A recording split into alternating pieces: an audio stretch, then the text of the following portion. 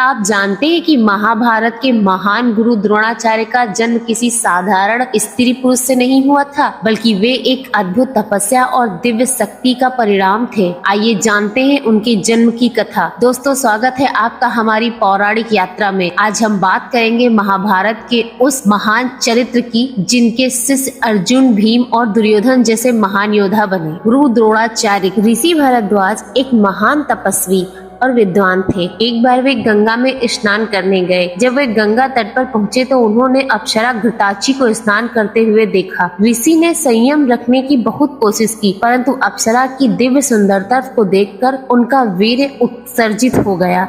इस बात से ऋषि भारद्वाज को बहुत ही लज्जा महसूस हुई और उन्होंने उस वीर्य को व्यर्थ न जाने दिया। उन्होंने उसे उठाया और एक मिट्टी के पात्र में यानी एक घड़े में सुरक्षित रख दिया। समय आने पर उस पात्र से एक बालक का जन्म हुआ और इसीलिए उसका नाम रखा गया द्रोण।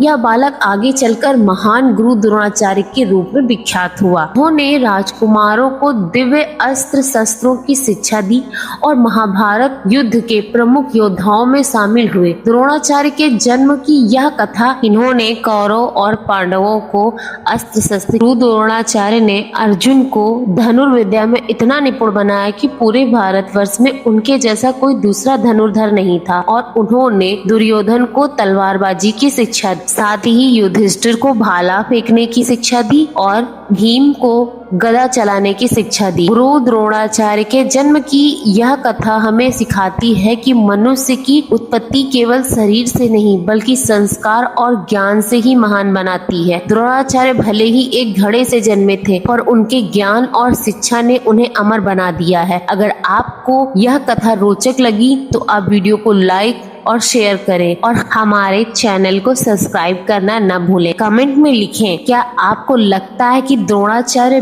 बिना अर्जुन जैसे शिष्य के उतने महान कहलाते? तब तक के लिए धन्यवाद। मिलते हैं अगले वीडियो में। आप हमें कमेंट में बता सकते हैं कि आप किस चीज के बारे में जानना चाहते हैं। हम उस पर वीडियो बनाने का पूरा प्रयास करेंगे।